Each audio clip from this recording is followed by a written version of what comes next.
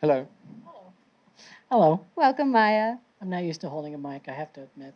You got to since it's a karaoke machine, you got to really speak into it. Okay. There you go. All right, so let's start from the beginning, Miss Maya. Your story starts traveling from the age before you could walk, really. I don't know childhood development stages, but 5 months old, I don't think they can walk yet. But you were traveling the world. I was traveling. So tell us a little bit about your childhood and what places you were going to, what life was like. My father was an international law professor, and so we left. I was born in Ann Arbor, Michigan, and then we left from New York and sailed to Southampton on Queen Elizabeth back when I was Southampton? when I was 5 months old. Crossed the Atlantic for the first time. Yeah, I've crossed it 5 times on. How long was that trip? I can't even remember. I was 5 months old. They don't have memories at 5 months either. No. So, yeah, okay. Clearly, we're I not do have a parents. few pictures though. But then we went and we ended up living in Munich, Germany for a year. My sister was born in Munich, and then literally growing up with my father being an international law professor, we would live a year, 6 months to a year in a lot of different cities, and then we'd go back to Ann Arbor, and then we'd travel again. So I've lived in Germany, Italy, France, Japan, Hong Kong, China, and Japan, all by the time I had graduated from high school. Actually, all by the time I was 16. Siblings? Siblings, I currently am the oldest. There was actually, and I'll touch on this more about why I think a lot of how my personality came about was that there was a daughter that was born before me that had hydrocephalus, was born a year and a half before me. But when I was born, a year and a half later, she went into a home, and I never met her, only know the stories that she passed away at 7 years old. It was never spoken about. The 2 times it was ever spoken about in our life, my mom went running out of the room. But a lot of that then, I didn't have the stress of being the oldest that usually you do. And my sister, who is only 11 months younger than I am, literally for 28 days every year we're the same age, she was more of the type A, older child. And then I have a brother, a biological brother, and then my parents wanted 2 boys and 2 girls, and so then we adopted my baby brother. Full house. Yeah. Traveling around the world. Yeah, well. Party of 6. So we know that, and I'm sure a lot of people that are here know some of the context of Maya's story, and airports come up a lot, are fairly significant in your life from a very, very young age. So you've said to us a few times that airports often feel like home. What is it about those spaces that you connect to so deeply? My father particularly, he grew up traveling. My grandfather started the largest paper in Michigan outside of Detroit. And my father grew up with his siblings being 10 years older than him. And so he kind of grew up as an only child with a newspaper owner. And so he traveled the world even as a child. He was at the signing of the United Nations Charter and traveled the whole world even before he was, in his teens. And so I very much got that gene. My siblings, I don't think did. I think that they, to this day, don't even have passports. And if they never left the United States again, they'd be fine. So I have always loved traveling.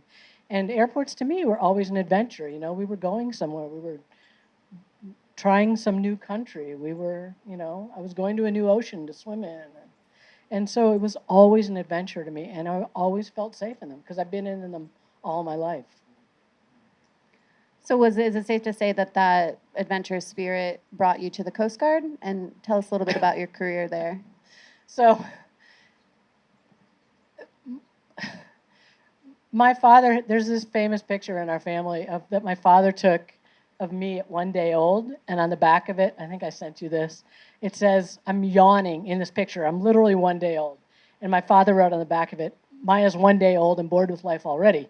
And so I have done a lot of things in my life, and a lot of that is because I got bored with it. And so, I mean, even graduating from high school, my parents were going back to live in Japan for the third time my junior year in high school.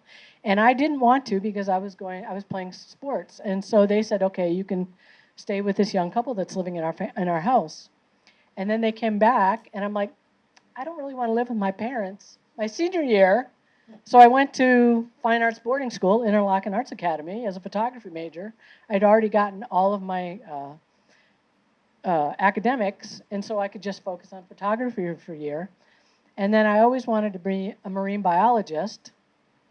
So my freshman year of college, I went to school in Stuart, Florida, to the Florida Institute of Technology, but didn't really like school. And there had been a hurricane a week before our freshman class, and this was back when it was 18 for the drinking age and everything. And so what the school did was they rented a whole hotel for all of the freshmen to live in that wasn't even close to campus. So we went to the beach every time. And so then I got bored with that, and then I did a year at the University of New Mexico, and then I got bored with that. So then I went to Tyler, actually, in Texas, to get my tennis teaching certificate at the USPTA at the Tyler Junior College, and then I got bored with that. And then I decided, my mom was like, well, why don't you go in the Coast Guard? And I had always been the person that, because my parents had recommended it a few times and said, and I'm like, I could never see myself in the military. I had a brother that, my older of the two brothers had been in the Navy for 4 years, and he didn't really like it. But I was like, oh, that could be fun. I would love doing search and rescue. So I originally went into the Air Force recruiter's office. They wouldn't let women do pararescue. So then I went to the Navy, and you have to take a sample test before you can go into the military. And so I took the sample test. I failed it. It was kind of like the SAT. I failed it horribly, and they're like, well, if you can even pass it, you can come in the military. I ended up acing the thing, and then they're like, we just want you to do electronics. And so I'm like, no, I want to jump out of helicopters and stuff. And so that very day, then I walked into the Coast Guard recruiters, which happened to be Coast Guard Day, the Coast Guard's anniversary birthday. And so they said, you could go in the next week. So that's how I ended up in the Coast Guard. And for 16 years, right? For 16, almost 17 years before I challenged Don't Ask, Don't Tell. Yeah, this is actually one of my favorite things that I know about you, is that you had the courage to stand up against Don't Ask, Don't Tell. Yeah, so what was that like? It was weird because I'd been in all these different commands on the East Coast, on the West Coast, and I was in actually the Bay Area in San Francisco and living in Alameda at the time and working on Coast Guard Island. And one thing about our family is that all 3 biological kids are gay. And so even when I came out, there was never an issue with my family and anybody that I've ever known. And so to me, it was like one of the things when you go into the military, you had to sign a form, saying you weren't gay. And it's like, in my mind, I was like, well, technically I'm not in a relationship right now, so, it's okay. I really wanted to go in the military. I was like, whatever I need to do, And so then with being in the Bay Area, and at the time my sister and her wife lived there, and I was like, it was during the whole Bill Clinton era of Don't Ask, Don't Tell, which actually more people ended up being discharged and kicked out for being gay in the military than any other time. And so one day I just decided to write a letter to my command and say that I was gay and I didn't feel safe I was stationed on a ship at the time in Alameda. And so they immediately took me off the ship, and I went through a whole long year legal battle. And my boss at the time, they put me in a desk job, and my boss at the time was really smart and converted that desk job to a civilian job. So at the end of a year, the commandant said, I don't think we did this right. I think there were some legal snafus. And he's like, we wanted to go over the whole thing again. And I'm like, no. So then I ended up being a civilian for the Coast Guard.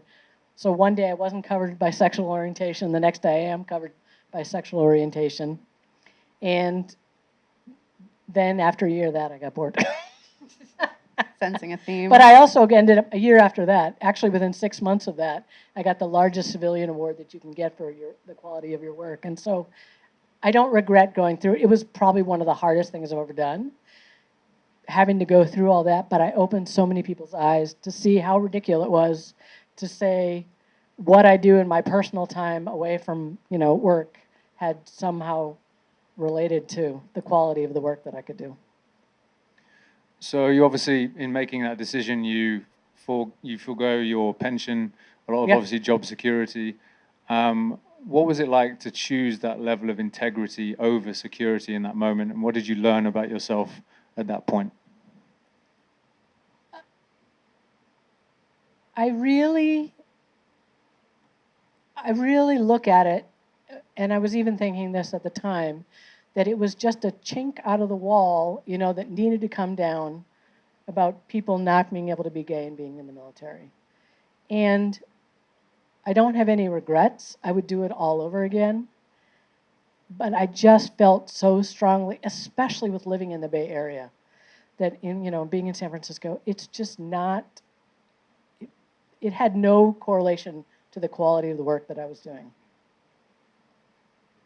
And I just needed to do it. It was hard. You have tissues. We brought you tissues. I have tissues. I know. She texted us and told us. We got them. Let's get to the airports. So take us to Valentine's Day 2006, which my understanding is your first time with an extended stay at an airport. It was one night.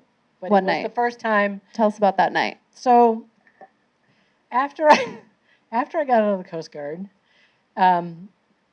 I couldn't figure out what I wanted to do. I have always been a big sailor and loved the water. And I had worked for one of my jobs was working for America True, which was the first co-ed America's Cup team. And so I worked for Don Riley in the Bay Area in San Francisco. And then I was kind of bored with that, and then I was in adventure racing, putting on adventure races all through California. And so this whole time I'm kind of like really struggling of what I wanted to do. I've always known that I've always known that I could do whatever it is that I really set my mind to. And I don't know how that got instilled into me. I think part of it goes back to that I didn't ever have the pressure of being the oldest child that so many people do. And you have to get the grades. And I came from a very academic family. I mean, my father taught law for almost 50 years at 2 very prestigious law schools. And I was always the happy-go-lucky kid that I hated school. I mean, I probably read 2 books my entire growing up, but up until probably my senior year of high school. And both of them had to do with, I wanted to work on Jacques Cousteau's boat and sail around the world, and I would look at the pictures in Sail magazine.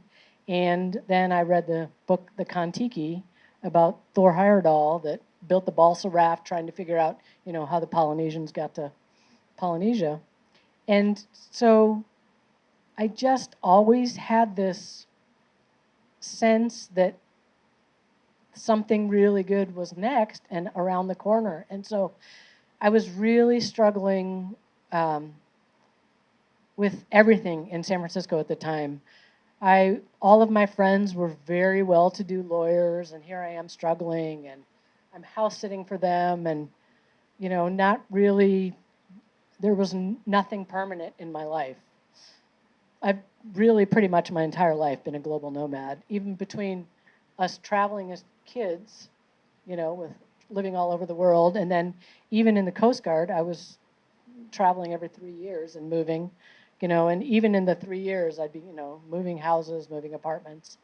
And so I knew I've always been a journaler, and I've always known that I can find the peace within me if I can just find a place to be quiet and to be able to write and to be able to think.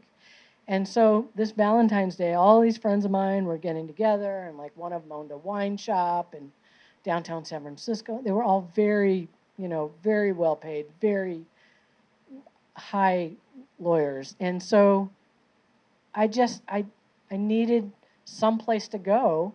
And so I went to the international terminal at San Francisco International Airport, and I was like, I'm just going to go and write and think and, try to get some clarity and figure out what's going to be next for me.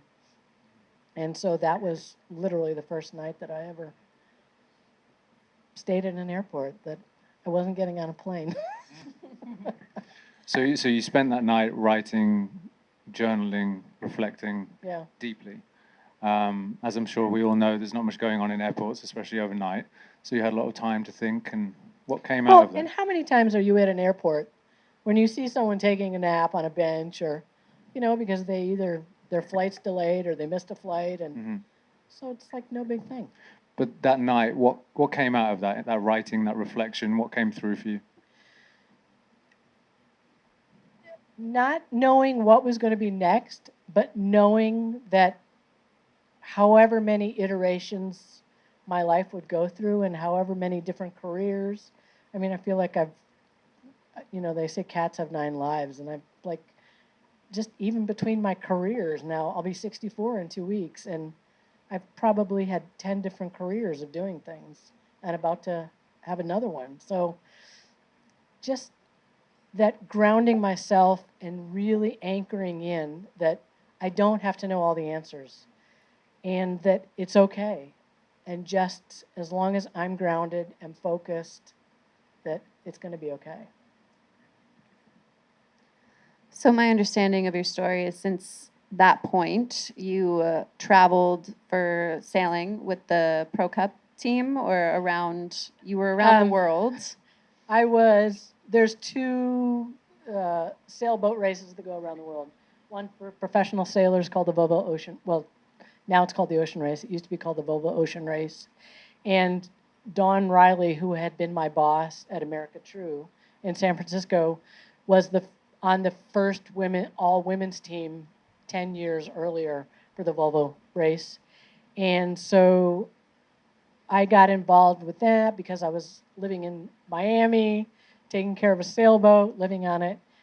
I literally have lived all over the United States. And so then there had been a 10-year lapse from having this all women's team to why have there not been more all women's teams? And so I started writing a book called The History of the Women in the Volvo Ocean Race, because there have always been women involved in this race, but they just haven't been known. And so that's what the first book that I was writing, that never ended up getting written, because ended up being all women's Swedish team that year, and they ended up doing a book, and they had all the funds and everything to do it. So, what brought you to the Singapore airport, where you stayed for almost 6 months? So can I talk about my dad passing away? Because that's kind of what. So I had been actually living in Thailand, in Phuket, rebuilding an 80-foot catamaran that was going to be a co-working boat that was going to sail around the world. Called right? Cowboat. Naturally. Naturally. Of course you were. Yeah. Yeah. And so, but a year and a half into that project, it totally fell through because one of the 2 German entrepreneurs swindled all the money from the project, and the boat had way more problems than they ever thought when they bought it. Yeah. Some holes in the boat. Yeah. Oh, it was balsa, and it was all waterlogged. Yeah, okay. Literally, we would drill holes, and it would just drain. And so I didn't know what I was going to do, and since I was already in Asia, Southeast Asia, the Volvo Ocean Race was going to be in Auckland, and so, which is just an easy flight from to Thailand.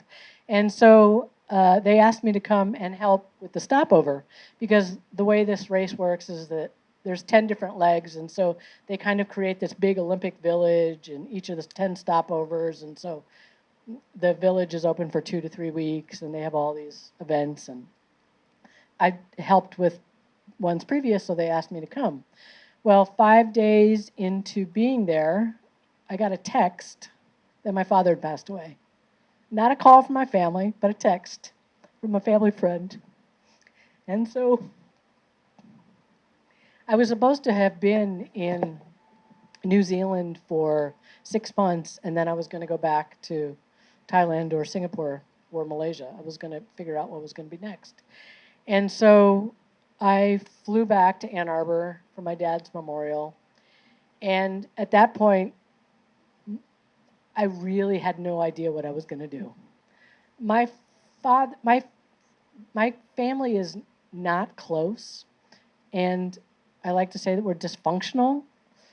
But pretty much, I don't think there's a family that isn't dysfunctional in some way. I mean, the 4 kids could not be completely different.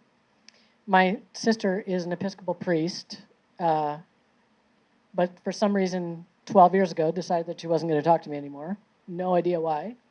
And she lives in Ann Arbor, and so she wouldn't even speak to me the whole time I was home from my dad's.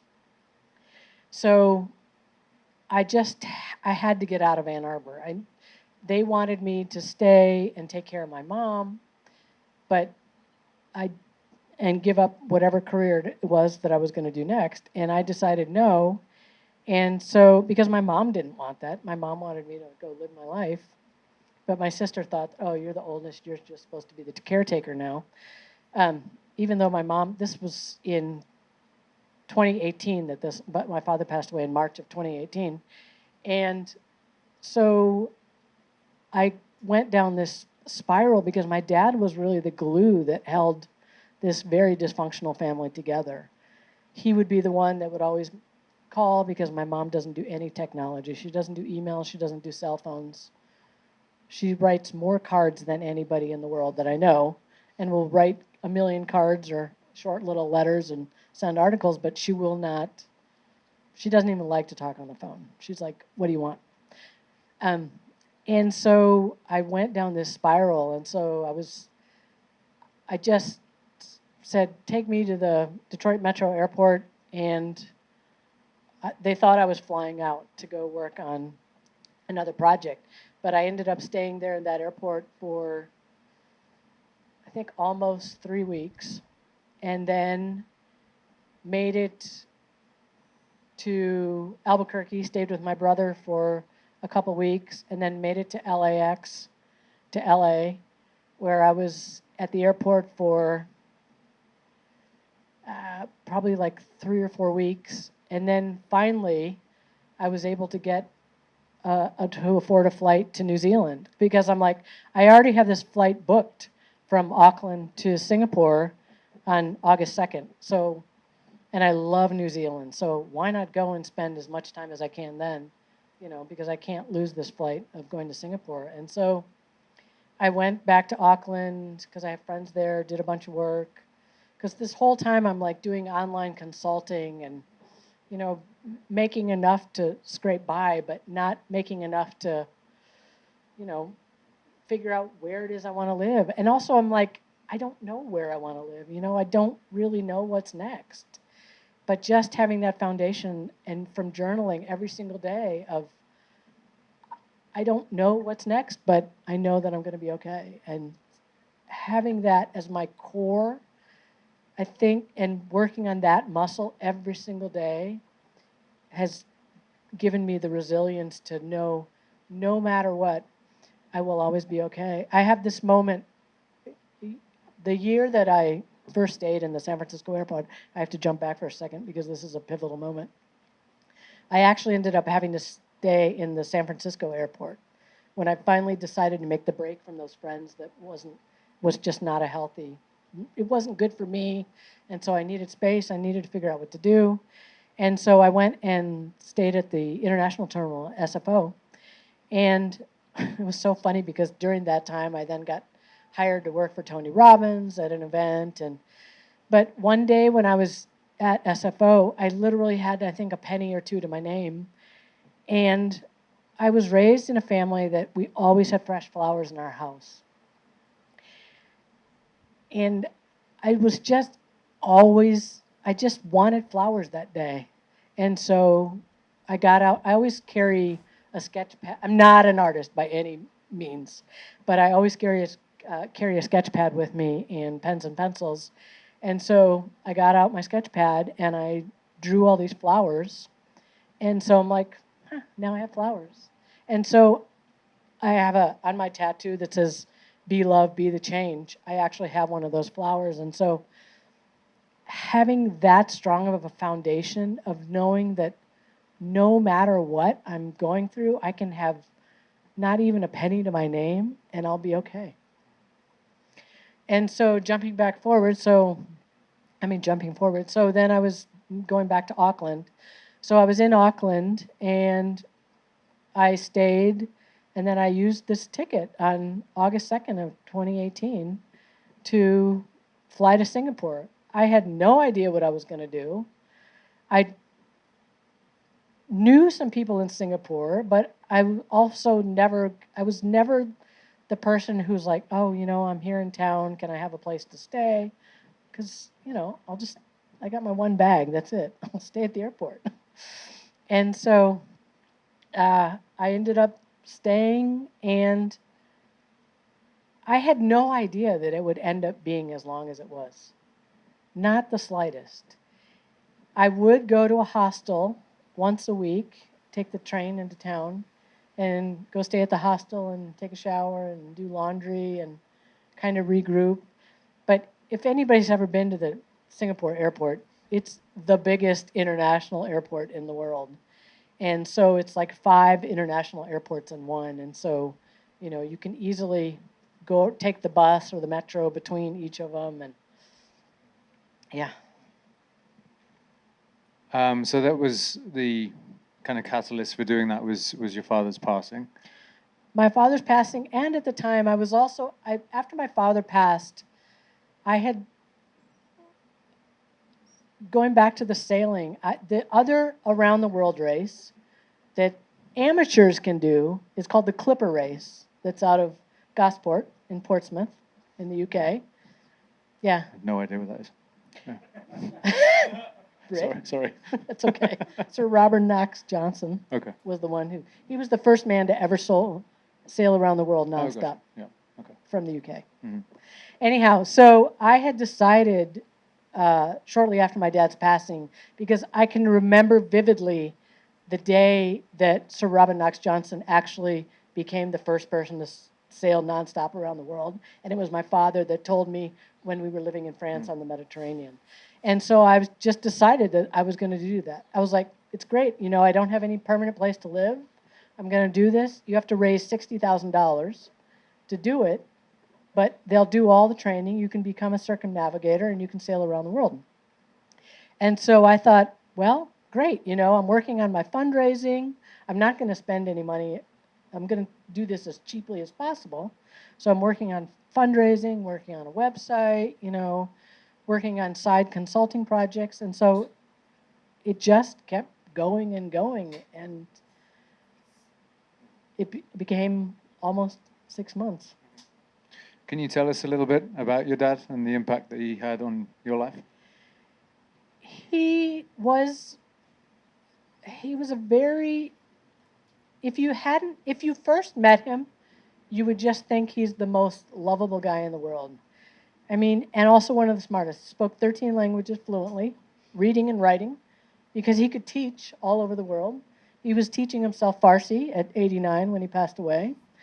But he was always a law professor and was always argumentative.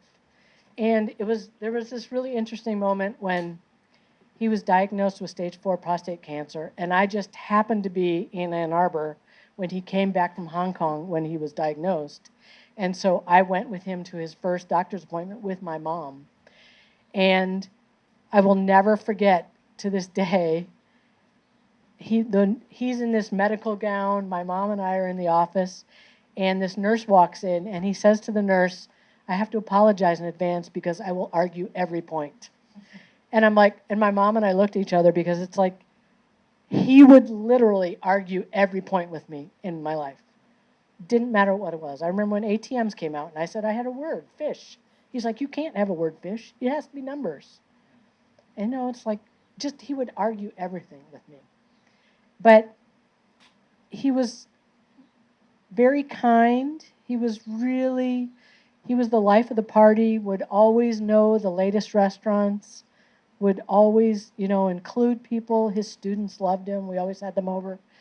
But his really being a law professor was his first love, because when we weren't traveling with him, he was traveling a lot. And after he retired from teaching at the University of Michigan, then he went and taught at Fordham in New York, and then would come back on the weekends. And so I was very much a daddy's girl growing up.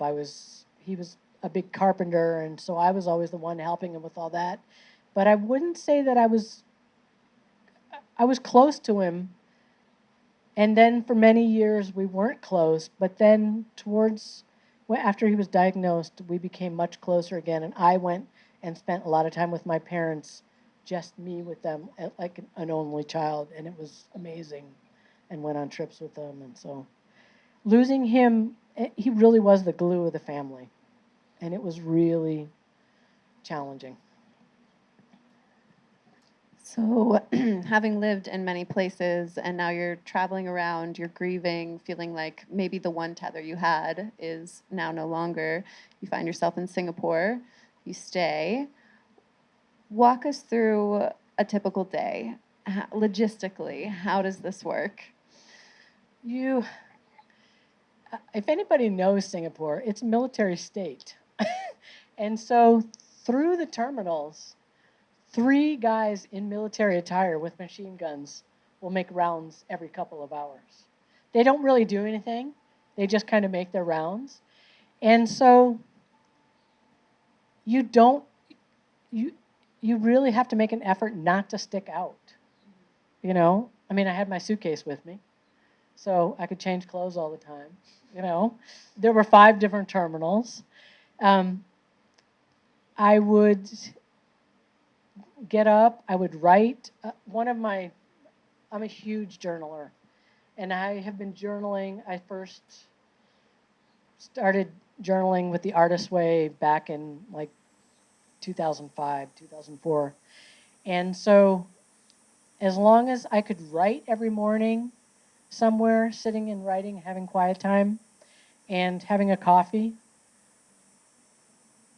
I always knew I could always get a coffee somehow, whether it was someone buying me a coffee, and it was also, striking up conversations with people in Starbucks but you didn't want to, you really needed to blend in. So it was a lot of laying low, a lot of working on computers, striking up conversations with people. I always joke that I got my 10,000 hours of talking to strangers. And one of the things that is really my core passion is helping people to see their greatness and understanding that I truly believe every single person has greatness within them. But most people have never had that cheerleader, to ask them what their goals are, or to, cheer them on, or to help them brainstorm a way to make something happen. Because I truly believe that there is no goal that you can't accomplish in some way.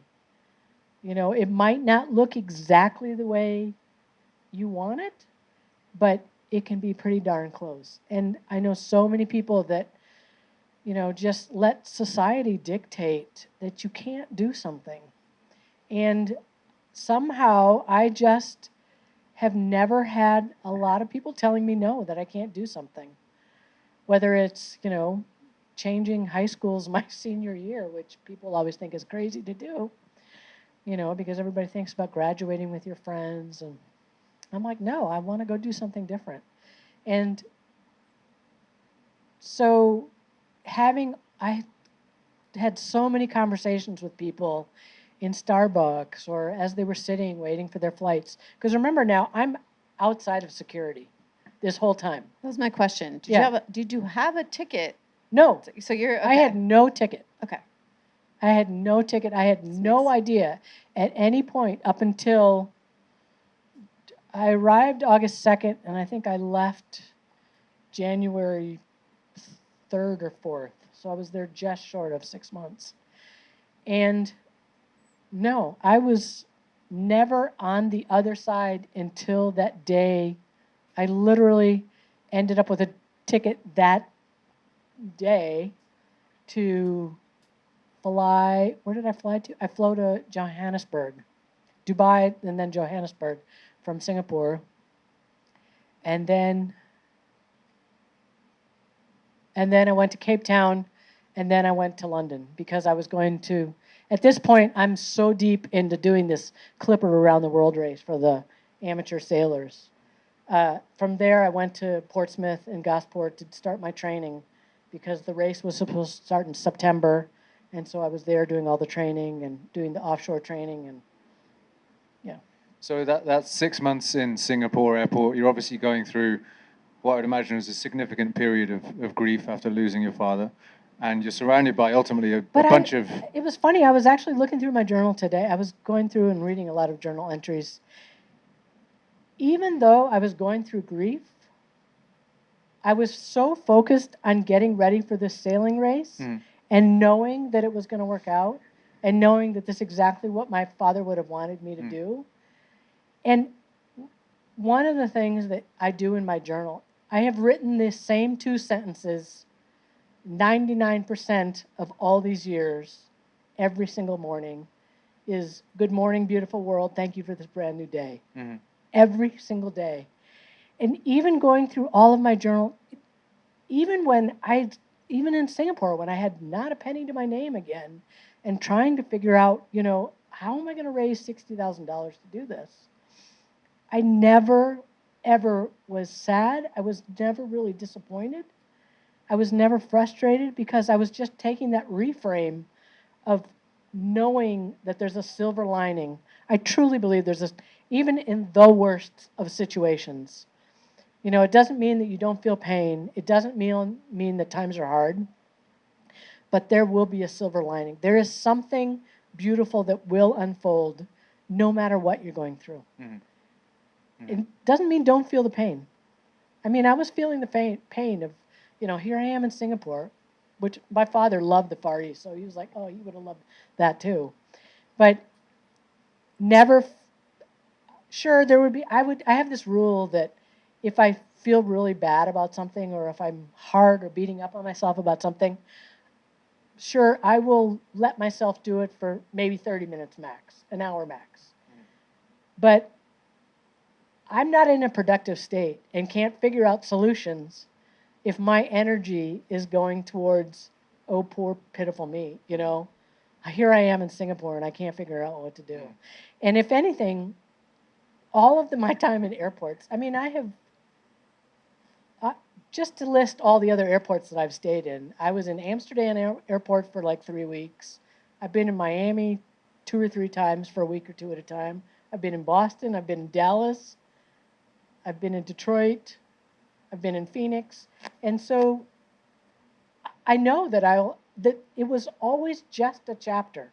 It was never the end story.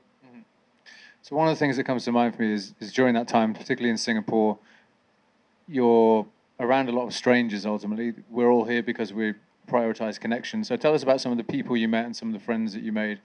I have actually, some of my best friends I've actually met in airports. But because Singapore being a military state, it would be I would have conversations with them about, if they needed help figuring something out, or they needed to figure out the Wi-Fi, or, how do I get to gate, or, where they could go eat.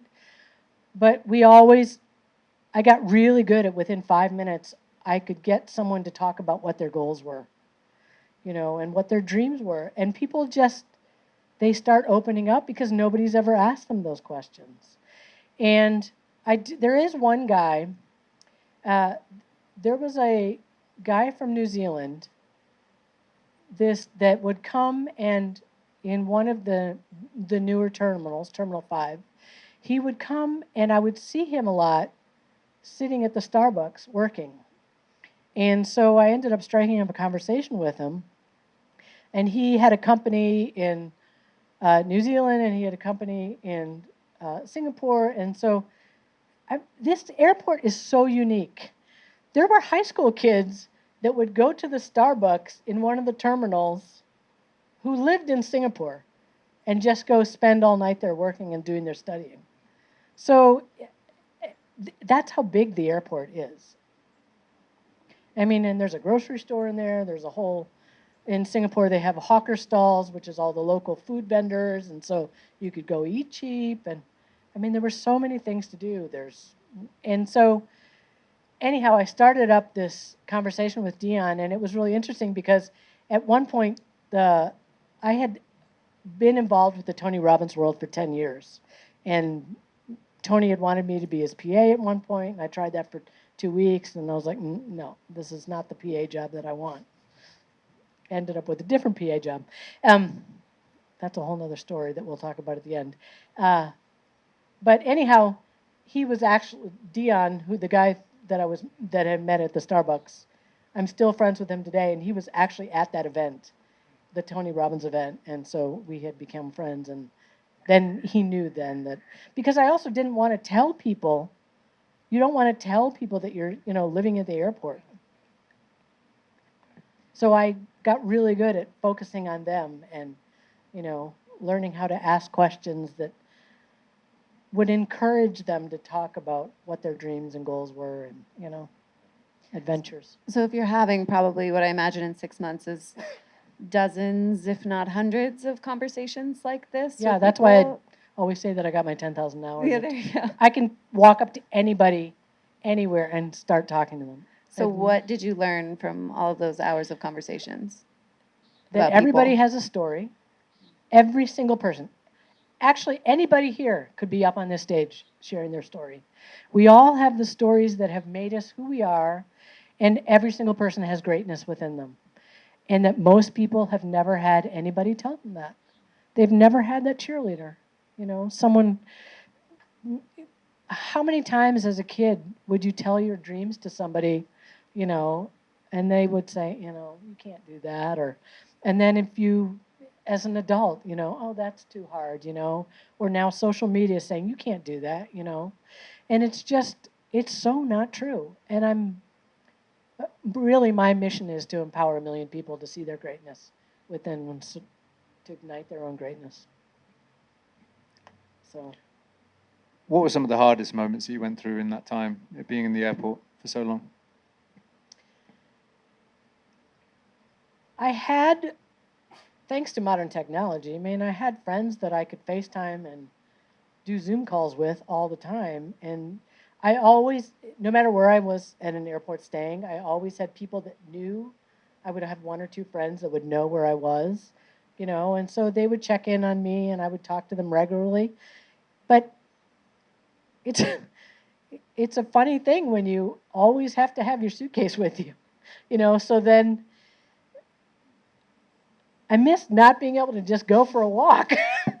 You have your roller suitcase with you, and luckily I traveled really light. And so, just little things of being able to go outside and having fresh air, being around friends with pets and having a meal, these kind of things, which is why I love this. Well, we love you too.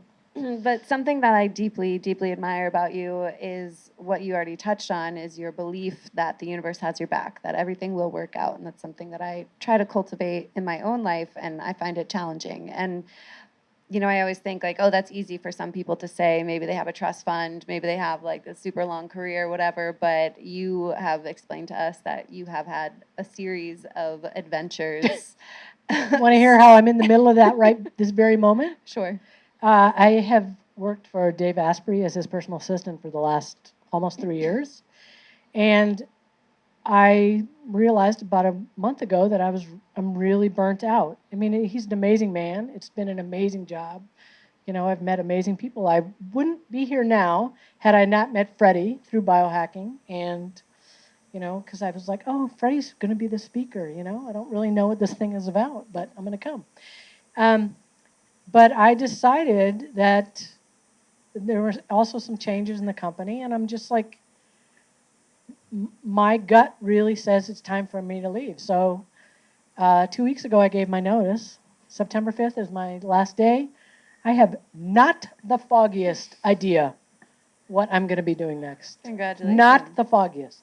I mean, I don't even know where, I have to turn in my company laptop. So even having a laptop to finish writing the book, as of 3 weeks from now, so 2 weeks from now. Or where my October run is coming. But I know that it will all work out, without a doubt. So where did this start from? Is it just something that you feel like you inherently have in your DNA, or was it from your parents instilled in you? You read it in a book, Tony Robbins. Where did it come from, and how do you? National Geographic did an article years ago, and this is one of the few things I ever read as a kid, is that there is this gene called the adventure gene, where there's this gene in people that they have to keep trying new things and doing new things and having new experiences. And I truly believe that my father had it, that my mom kind of had it. She would, since he passed away, she hasn't traveled at all. But she loved traveling with him. And that's the only childhood that I knew growing up. And so, but I can't understand, how my siblings will never want to travel again. But I think it's the combination of loving new adventures and that openness and wanting challenge and being curious about life and being able to try a million things. I have failed a million times. I never ended up writing the book about the professional race. I never ended up doing the Clipper Ocean race because at the last minute I couldn't raise the money for the fundraising, which was a blessing in disguise because that ended up being COVID. And so all these people that had the circumnavigators, which are the people that were going to do the entire year-long race, most people will just do like 1 or 2 legs, so they'll miss like a month or 2 of work. But there were probably 15 people that were going to be circumnavigators, and they got halfway through the race, and they were in the Philippines, and they said, that's it, COVID, we can't do the race anymore. So some of these people had like sold their houses or, leased them out or quit their jobs, and all of a sudden they were like, okay, here's your, we'll start the race again in a year. And so that was a real blessing that I ended up not doing that. You could invite them to the airport with you. Yeah, wow. Yeah, that's a whole nother story. How do you think your life would have been different if you hadn't taken, the 6 months in Singapore, sure, but just the recurring habit of spending weeks and weeks in airports? How would your life have been different if you hadn't chosen to do that? That's a great question. I just can't even imagine what it would be like. And one of the things is that I'm a really strong believer in not having regrets. Because if every single thing, whether it was highest of highs or lowest of lows, had not happened, I would not be in this chair right now having this conversation with you guys. Everything had to happen. Period. What is one thing that you hope people carry away from this evening and hearing your story? That they have greatness within them. That there is nothing on this face of this planet that you cannot do if you really want to do it. And don't ever let anybody tell you. The most amazing things in the world have been achieved by people who everybody thought that they were crazy at the time. And the only person that has to believe that you can do it is you. You're your biggest fan. You can do it. The right people will show up. The tools, the resources, all of that will show up. The universe is always conspiring to help you. Whether you're focusing, people always say, "Oh, sometimes you're so Pollyanna." I actually had a girlfriend once tell me that I was too Pollyanna. I'm like, see you, bye. I truly believe that whatever you focus on, you're going to get more of. And people will say, oh, that's so Pollyanna. But it's like, okay, if you focus on bad, you're going to get more bad. So if you can choose between the two, why not focus on the good? Let's see the bright side, you know? There's also a huge amount of neuroscience behind that as well. Oh, it's You know, huge. you could disprove that in a heartbeat. Yeah. Yeah. So you've lived in 13 countries. You've turned airports into sanctuaries. You've challenged institutions. You've done a lot. What's next? I have no friggin' idea. Literally, Please say more. I literally have no idea. There's a book, though, right? There is a book called The Longest Layover that will be coming out this fall. And it's truly a labor of love. It's 13 chapters, because 13 is my lucky number. And it has 11 lessons in it that I have learned through all these years that truly apply to every single person. You know, the fact that we're much more similar than we are different, every single one of us. We're all connected in some way. You know, the other big lesson too is it's just stuff.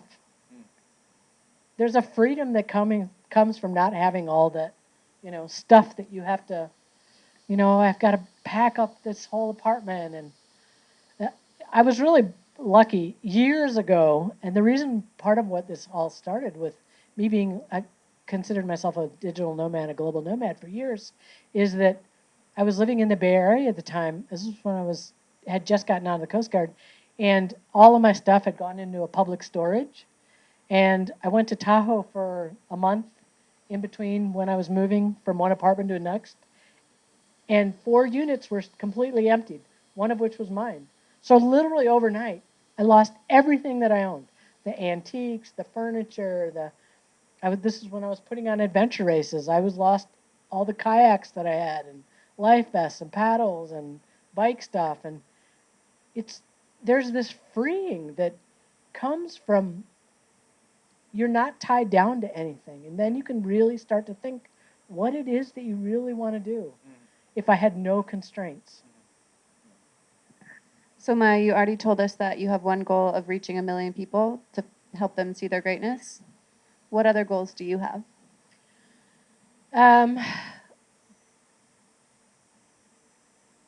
Datum to become search and rescue trained, my That's dog. the dog. Which I'm very bummed he's not here. Me too. He's so sweet. My best friend. I want to keep showing up and adding value. There's one of the books that made a huge difference in my life the book is called The Science of Getting Rich, and it's by Wallace D. Wattles, and it's actually the book that inspired the woman to write the movie The Secret. And there's a chapter in it called The Impression of Increase. And so it's being that person that when someone meets you or you walk into a room, that you add value. You're not the person that's sucking the energy out. And that goes back to having the conversations with people and wanting to talk about their goals and wanting to help figure out,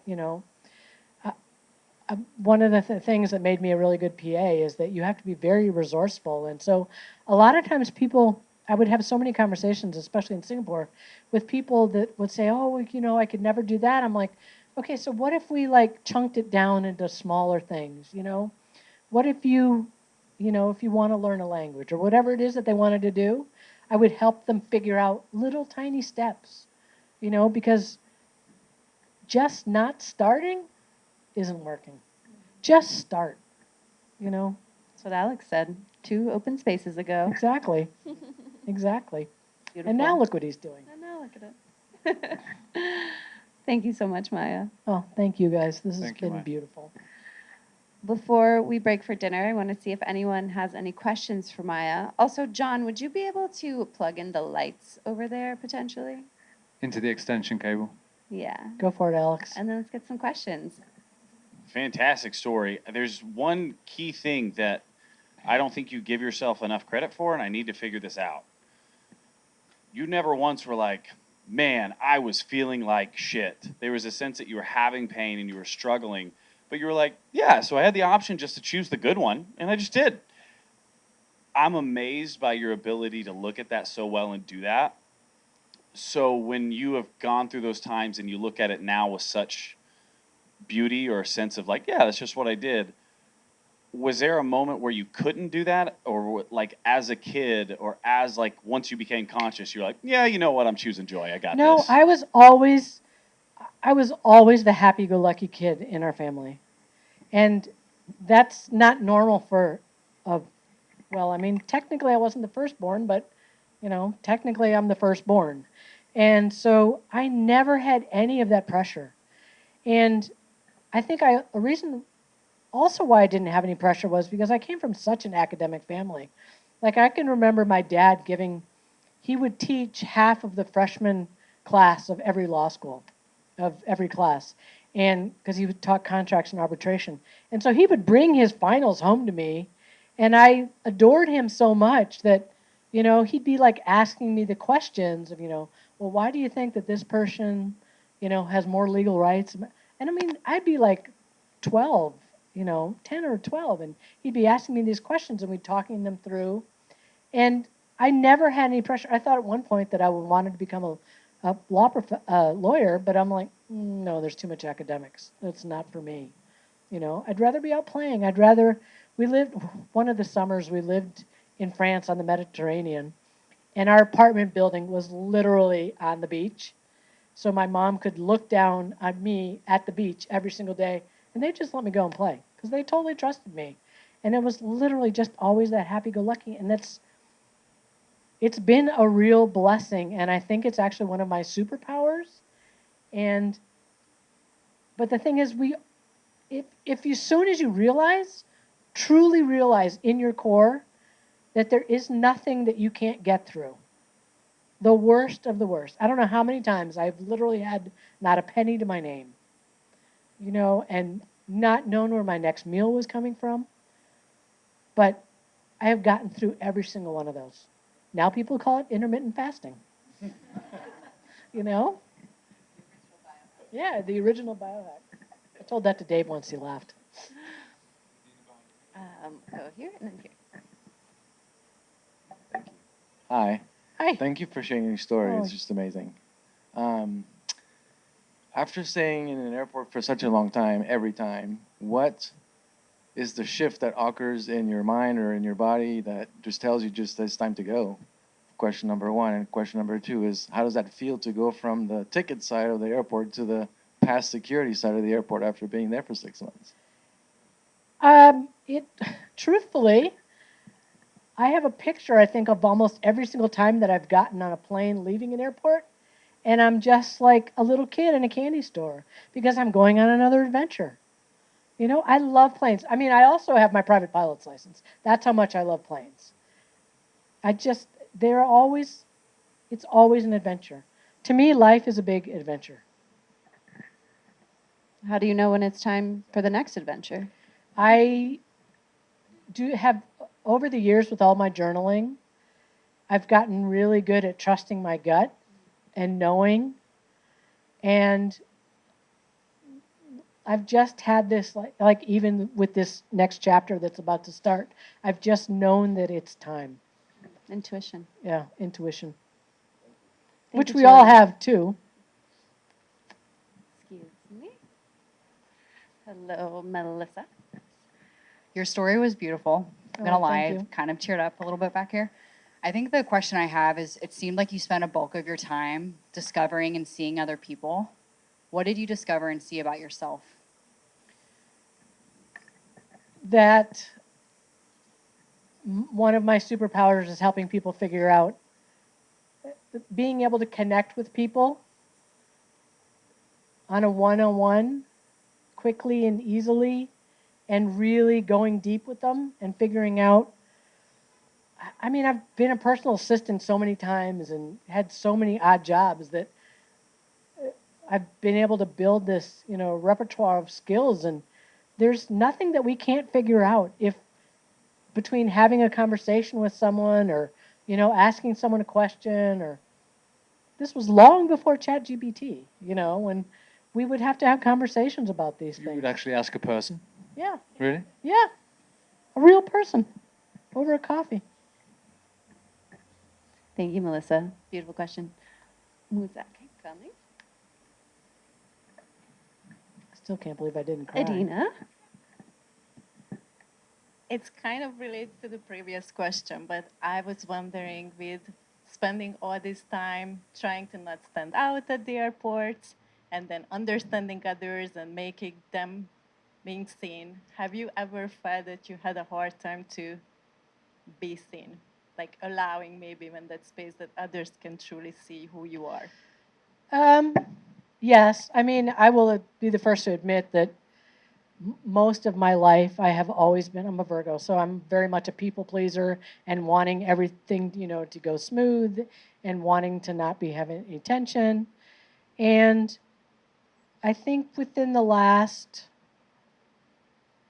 probably 5 or 6 years, I've really come to give myself grace and understand the value of that. We always talk about putting on your oxygen mask first.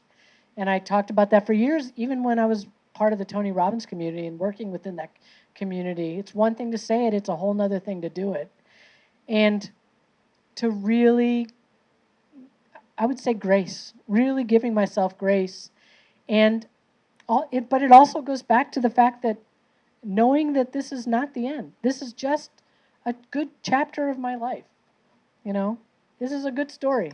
Someday I'll be able to tell it and write a book about it. You are. I am. Yeah. I know. Thank you, Adina. Anyone else? Mandy? Mandy. See if I can get to Are you apprehensive about Mandy's question? Mandy, oh my goodness. Hello, hello. Hi. So I'm wondering, where or what is your definition of home? My home is where my heart is. Yep. When did you realize that? I've known that all my life. And I think part of that is because we lived all over the world. And so one of the beautiful things that I think, people ask me if it was hard growing up living all over the world. And I always say I didn't know any different. I've learned, I saw firsthand as a kid that kids play the same in Mexico as they do in France, as they do in China. We're all the same. We all want connection. We all want love. We all want to be seen. We all want to follow our dreams. And so I felt at home in every single place. And so home is where your heart is, or with the people or things or My dogs heart that you is, love? right now, home is wherever my Datum, my dog, is. Which is funny because his name is Datum, and a Datum, I have to explain this to people all the time, is that I was in the Coast Guard, and the Datum is the last known position in a search and rescue case. It's what you're always searching for. So his name is Datum. So that's my beautiful. home, Thank you. wherever we are. Thank you, Mandy. And Kurt? Oh, okay, we'll go Kurt. Oh, and then- no. You got 10 minutes? Yeah. All right. I'll be Go quick, for but it. I do have 2 questions. Go for it. Do you want the easy one first or the hard one first? Either one. Well, the easy one is like you've been all over the world multiple times. Like, what's your favorite place you've ever been? Any place with water. I'm a water Oh. baby, which is amazing. I'm trying to make travel plans for my family. I'm trying to figure out New where I need to Zealand. go. New Zealand, okay. I always tell people if I had to live in one country for the rest of my life and I couldn't travel, it would be New Zealand. Yeah. It's I agree amazing. with that Auckland one. is 1 million people. You have the feel of a big city, but then you have the ocean, and they get the importance of environment, and you have the 2 islands. I could go on and on about New Zealand. Yeah, it's a great place. Hard question, mister? All right, here's a hard one because I got to meet you just a few months ago. Thanks, John Brandy, again. And when I heard you say that you gave notice and you don't know what your next step is, I started to get sad. Because I was like, oh, I don't want Maya to move. I don't want to lose my friend. And so I guess my question is really like, how do you deal with, you've made friends everywhere you've been, all over the world. It sounds like thousands, if not tens of thousands. How do you deal with the feeling of saying goodbye? I have a very small circle of really close friends outside of my Austin friends. of which you're one of them. And I would rather take quality over quantity any day. And so it's being in Austin has been kind of unique because when I got here, which will be 4 years ago in October, I wasn't even sure. I came to house sit for a friend for a month or two. I had no really intentions of staying. And then I kind of struggled. I was on the east side and I kind of struggled. I didn't know about the west side. And the west side reminds me so much of Ann Arbor that I really felt like I love having the trees. I love having the water. And then I got this one day, within a 4-hour period, I got this job working for Dave as his PA. And originally that was even supposed to be short. It was supposed to be just a contract job helping him get settled in Austin. But then, you know, next thing you know, I've got a dog. I'm signing a lease on an apartment that, we've been in this apartment for 2.5 years, which is like unheard of for me. I have furniture now. You know, while I'm giving my notice, I'm not leaving Austin. So That's what everyone wanted to know, ultimately. Yeah. So thank you very much. Yeah. All right, thank you. One more. Excuse me, Tim. So you mentioned a couple times through your question and answers that you trusted your gut and intuition a lot. I'm curious, as someone who's traveled the world over the last, 50 years, what is your belief system in God, the universe? Is that even a part of your life? What does that look like for you? This is going to be I have to give a historical background of religion in our family. So my father was actually raised Christian Scientist. And my cousin was the editor of the Christian Science Monitor. Christian Science is very strong on my dad's side, but we weren't raised Christian Science. My mom was raised Methodist, but then the church to go to was the the Presbyterian Church in Ann Arbor as an up-and-coming professor when we lived there. But then my dad took his first sabbatical to Albuquerque, and they didn't like the Presbyterian Church there. So they started going to the Episcopal. My mom became an ordained deacon as soon as all the kids moved out. So I've had a lot of religion. My mom has this beautiful story that she always used to tell that in Ann Arbor, there was a Buddhist bookstore behind where my parents lived downtown. And one day she went down into the alley to go to her car to go to the church. And the Dalai Lama was there, and she had an hour-long conversation with them, and just the two of them, chatting. And so I've also worked for the Kabbalah Center. I went to a Jewish nursery school. I've lived with a rabbi and his family. I've lived with, in Thailand, part of the time I lived with an imam and his family. And so even with all of our different religions, I've really, at that core, there's something greater, whatever you want to call it, whatever whatever works for you. But there's something much bigger, and I think that we would be crazy to think if we were the only, So what do you call it? I meditate. I consider myself, if someone asks me if I'm religious or spiritual, I say I'm spiritual. I meditate, whether that's being out in nature, because nature to me is, taking a morning walk with my dog at Commons Ford and, hearing the birds is just as meditative as, going to Shabbat dinner with somebody at their synagogue on a Friday night and helping them celebrate. And so it's religion, spirituality, whatever, name you want to call it, it has kept me very grounded, and I consider myself a spiritual person. So Beautiful. Thank you. Thank you so much, Tim. All right.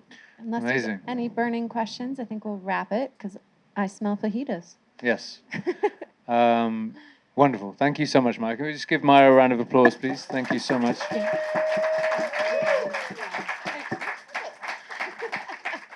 Thank you so much, Maya. And thank you, everyone, for your beautiful questions.